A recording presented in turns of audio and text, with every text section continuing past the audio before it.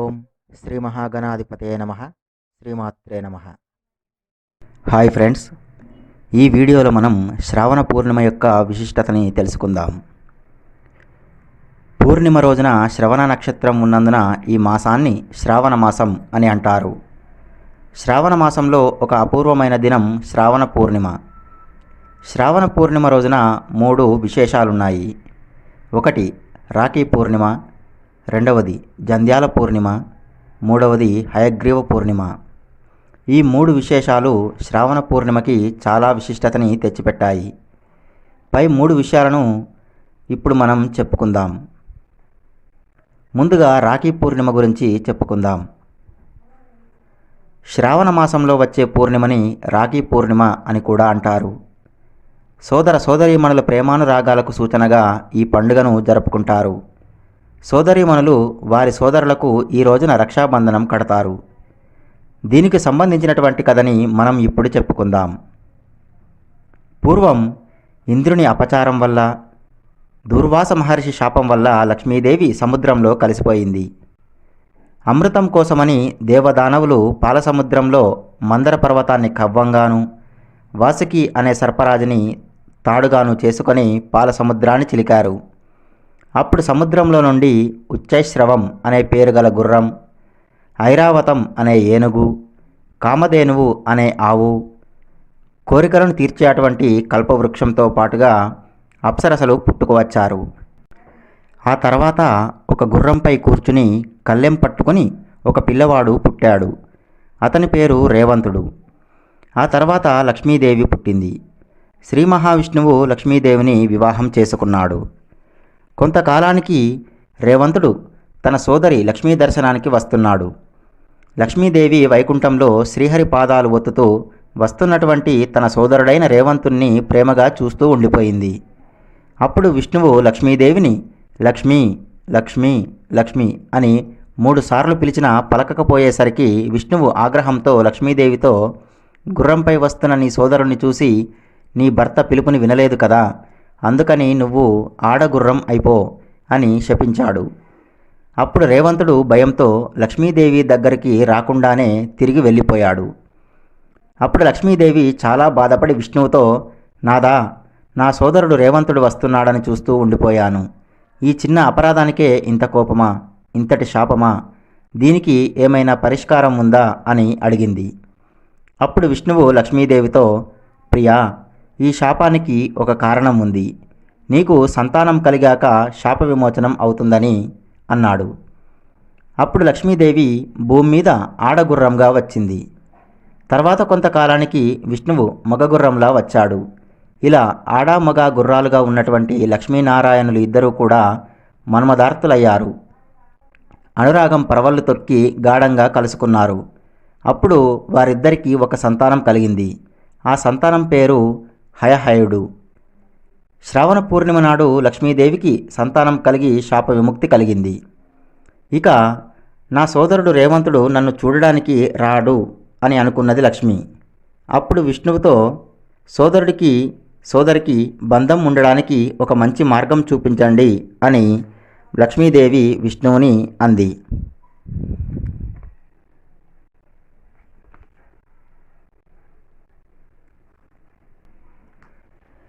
అప్పుడు శ్రీ మహావిష్ణువు లక్ష్మీదేవితో ఇలా అన్నాడు, లక్ష్మి, నీకు శాప విమోచనమైన ఈ శ్రావణ పూర్ణిమని రక్షాబంధన పూర్ణిమగా మారుస్తున్నాను.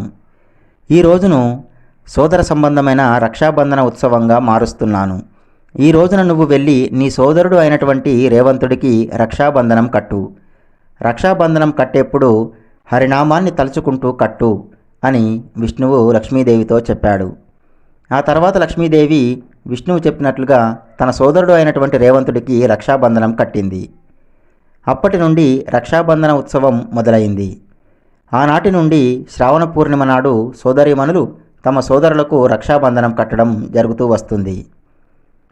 ఈ రోజున ఉదయమే సూర్యోదయం కన్నా ముందే నిద్రలేచి తలారా స్నానం చేసి సోదరి తన సోదరుడికి తోరాన్ని అంటే రక్షాబంధాన్ని కట్టాలి. ఆ రక్షాబంధాన్ని కట్టే ముందు ఆ తోరానికి సరిగ్గా మధ్యలో ఒక పతకం ఉంచి ఆ పతకానికి అటువైపు ఇటువైపు ముడులు వేయాలి. వాటిని గ్రంథులు అని అంటారు. ఆ ముడులు 1, 3, 5, 7, 9 ఇలా బేసి సంఖ్యలో ఉండేలా ముడులు వేయాలి. ఇప్పుడు ఆ రక్షాబంధాన్ని అమ్మవారి వద్ద పెట్టి 11 సార్లు గాయత్రి మంత్రాన్ని జపించి ఆ రక్షాబంధానికి పైన కుంకుమ పసుపుని రాసి అక్షితలు వేసి, ఓ రక్షాబంధమా, నువ్వు గాయత్రి మాతృస్వరూపినివి. నీలో మహాకాళి, మహాలక్ష్మి, మహాసరస్వతి అనే త్రిశక్తులను ఆవాహన చేస్తున్నాను. దీన్ని నా సోదరుని చేతికి కడుతున్నాను. నా సోదరుని చేతికి ఉండి అతనికి రక్ష కల్పించు. అతని చేతికి నిన్ను కట్టిన నాకు నా సోదరుని నుండి రక్ష కల్పించు అని చెప్పి సోదరునికి రక్షాబంధనం కట్టాలి. అలా రక్షాబంధనం కట్టిన సోదరికి సోదరుడు తనకు ఉన్న శక్తి కొద్దీ ఏదైనా కానుక ఇవ్వాలి. చీర, సారె, బంగారము లేదా కొంత ధనాన్నో సోదరికి ఇవ్వాలి.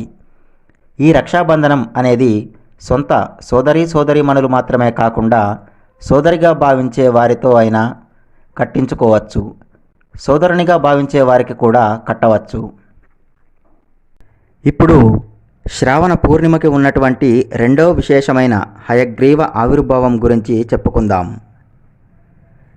జ్ఞానానందమయం దేవం నిర్మలస్ఫటికాకృతిం ఆధారం సర్వవిద్యానాం హయగ్రీవముపాస్మహే. సమస్త విద్యలని అనుగ్రహించే శ్రీ గురుమూర్తి హయగ్రీవ స్వామి గుర్రపు ముఖంతో చతుర్భుజుడై శంఖచక్రాలను ధరించి వామాంకంలో అనగా ఎడం భాగంలో లక్ష్మీదేవి సమేతంగా ఆవిర్భవించిన సాక్షాత్తు శ్రీమన్నారాయణుడే హయగ్రీవ స్వామి. దుష్ట శిక్షణ, శిష్ట రక్షణార్థం శ్రీ మహావిష్ణువు అనేక అవతారాలు ఎత్తాడు. ఆయా సందర్భాల్లో లోకక్షేమం కోసం అనేక కార్యక్రమాలను చేపట్టాడు. అలా ఒకానొక శ్రావణ మాసంలో పూర్ణిమ నాడు అవతరించినటువంటి స్వామి శ్రీ లక్ష్మీ హయగ్రీవ స్వామి. ఇప్పుడు ఆయన ఆవిర్భావం గురించి చెప్పుకుందాం. పూర్వం హయగ్రీవుడు అనే అటువంటి ఒక రాక్షసుడు అమ్మవారిని గురించి తపస్సు చేశాడు. ఆ తపస్సుకు మెచ్చినటువంటి అమ్మవారు ఏదైనా వరం కోరుకోమని అంది. అప్పుడు వాడు అమ్మవారితో, నాకు చావు లేకుండా వరం ఇవ్వు అని అన్నాడు. అప్పుడు అమ్మవారు, పుట్టిన జీవి మరణించక తప్పదు, మరణించిన జీవి మరలా పుట్టక తప్పదు, కాబట్టి మరేదైనా వరం కోరుకో అని అంది. అప్పుడు వాడు హయగ్రీవం అంటే గుర్రపుతల కలిగినటువంటి వాడి చేతిలోనే నాకు మరణాన్ని ప్రసాదించు అని కోరుకున్నాడు. అప్పుడు అమ్మవారు తదాస్తు అని అదృశ్యమైంది. ఇక ఆ రాక్షసుడు వరగర్వంతో దేవతలను ముప్పతిప్పలు పెడుతున్నాడు.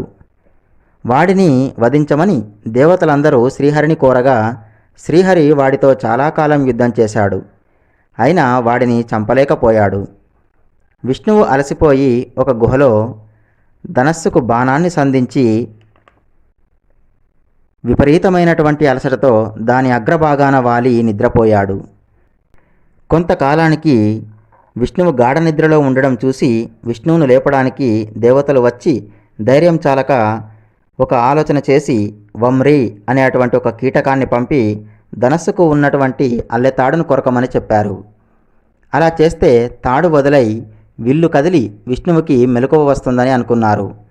అయితే ఆ పురుగు తాడును కొరకగానే దేవతలు ఊహించని విధంగా వింటికి ఉన్నటువంటి బాణం విష్ణువు మెడకు తగిలి ఆ దెబ్బకి విష్ణువు తల ఎగిరి ఎక్కడో పడింది.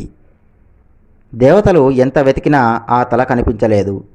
అప్పుడు బ్రహ్మ అమ్మవారిని గురించి తపస్సు చేశాడు. అప్పుడు అమ్మవారు ప్రత్యక్షమై ఒక గుర్రపు తలను తెచ్చి విష్ణువు శరీరానికి అతికించమని చెప్పింది. దేవతలు అలాగే చేశారు. గుర్రపు తల అతికించగానే విష్ణుమూర్తిలో మళ్ళీ జీవం వచ్చి లేచాడు. అలా విష్ణువు హయగ్రీవుడిగా అంటే గుర్రపు తల కలవాడిగా మారాడు. అలా మారినటువంటి తిథి శ్రావణ పూర్ణిమ. అలా హయగ్రీవుడిగా మారిన విష్ణువు ఆ రాక్షసుడు కోరిన విధంగా ఆ రాక్షసుని సంహరించడానికి సిద్ధంగా ఉన్నాడు. అప్పుడు వెళ్ళి ఆ రాక్షసుని సంహరించాడు. అందుకనే శ్రావణ పూర్ణిమ నాడు హయగ్రీవ జయంతిని జరుపుకోవాలి. ఈ రోజున ఉదయాన్నే నిద్రలేచి తలస్నానం చేసి ఇంటిని శుభ్రపరచుకుని పూజా గదిలో లక్ష్మీ సమేత హయగ్రీవ స్వామి పటాన్ని పెట్టుకుని శంఖ పుష్పాలతో లేదా తెల్లని పుష్పాలతో పూజించాలి. హయగ్రీవుడు జ్ఞానానంద స్వరూపుడు. పిల్లలు హయగ్రీవుని పూజించడం వల్ల విద్యాభివృద్ధి కలుగుతుంది. హయగ్రీవ స్వామికి సంబంధించిన శ్లోకాలు, స్తోత్రాలు ఈ రోజున చదవాలి. ఇలా చేయడం వల్ల జ్ఞానం పెరుగుతుంది. పిల్లలు ఉత్తములుగా మారతారు.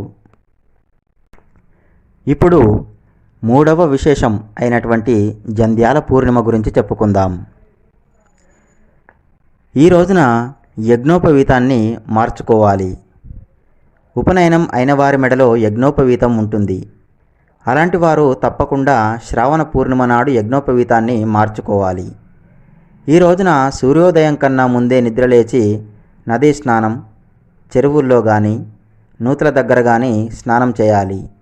అలా కూడా కుదరని వాళ్ళు వారు స్నానానికి పెట్టుకున్నటువంటి నీళ్ళల్లో కాసిన్ని ఆవు పాలు కానీ పెరుగు కానీ చిటికెడు పసుపు కానీ వేసి ఆ నీటిని చేతితో కలుపుతూ గంగా గంగా గంగా అని 3 సార్లు పలకాలి. అలా చేసి ఆ నీటితో స్నానం చేస్తే సాక్షాత్తు గంగానదిలో స్నానం చేసిన ఫలితం వస్తుంది. స్నానం చేసిన తర్వాత నుదిటిన సింధూరం పెట్టుకోవాలి. కొత్త యజ్ఞోపవీతాన్ని తీసుకొని పాత యజ్ఞోపవీతాన్ని కాళ్ళకి తగలకుండా కింద నుండి తీసివేయాలి. కొత్త యజ్ఞోపవీతాన్ని తలపై నుండి ధరించాలి. అలా చేసేటప్పుడు గాయత్రి మంత్రాన్ని పఠించాలి. ఒకవేళ శ్రావణ పూర్ణిమ మంగళవారం లేదా శుక్రవారం కానీ వచ్చినట్లయితే నూతన యజ్ఞోపవీతాన్ని ధరించండి. కానీ పాత యజ్ఞోపవీతాన్ని మాత్రం ఆ 2 రోజుల్లో కాకుండా వాటి తర్వాత రోజుల్లో తీసివేయండి. ఈ రోజున అందరూ కూడా గాయత్రి మంత్రం జపం చేయాలి. ఉపనయనం అయిన వారు గాయత్రి మంత్రాన్ని పఠించాలి. ఉపనయనం కానివారు కానీ స్త్రీలు కానీ చేయడానికి గాయత్రి మంత్రం ఒక శ్లోక రూపంలో ఉంది. యో దేవః సవితాస్మాకం ధియో ధర్మాది గోచరాః ప్రేరయేత్తస్య యద్భర్గః తద్వరేణ్యముపాస్మహే. ఈ రోజున ఉపనయనం అయినవారు గాయత్రి మంత్రాన్ని, ఉపనయనం కానివారు పై శ్లోకాన్ని జపిస్తే యజ్ఞాలు, యాగాలు, దానములు చేసిన ఫలితం వస్తుంది. ఈరోజు ఒక్కసారి గాయత్రి మంత్రం జపిస్తే 1000 సార్లు జపించిన ఫలితం వస్తుంది. ఈరోజు అందరూ వేద పండితులకు దానాలు చేయాలి. అందరూ ఈ రోజున గాయత్రి మాతని భక్తితో పూజించాలి. శ్రావణ మాసం పూర్ణిమ నాడే గాయత్రి మాత భూలోక సంచారానికి వచ్చిన రోజు. ఈ రోజున అమ్మవారిని కుంకుమతో పూజించాలి. ఇదండి 3 విశేషాలు కలిగినటువంటి శ్రావణ పూర్ణిమ విశిష్టత. ఫ్రెండ్స్, ఈ శ్రావణ పూర్ణిమ రోజున సోదరీమణులు వారి సోదరులకి రక్షాబంధాన్ని కట్టండి. అలాగే సోదరులు వారి సోదరీమణికి వారి శక్తి కొద్దీ కట్నమో కానుకలో ఇవ్వండి. అలాగే ఈ రోజున లక్ష్మీ హయగ్రీవ స్వామిని పూజించండి. అలాగే యజ్ఞోపవీతం కలిగిన వారు పాత యజ్ఞోపవీతాన్ని తొలగించి నూతన యజ్ఞోపవీతాన్ని ధరించండి. ఈ వీడియో మీకు నచ్చినట్లయితే ఈ వీడియోని లైక్ చేయండి, కామెంట్ చేయండి, మీ మిత్రులకి బంధువులకి షేర్ చేయండి. అలాగే మా ఛానల్ని సబ్స్క్రైబ్ చేసుకుని పక్కనే ఉన్నటువంటి బెల్ సింబల్ని నొక్కి ఆల్ అనే ఆప్షన్ని ఎంచుకోండి. ఈ వీడియోని చూసినందుకు మీకు ధన్యవాదాలు.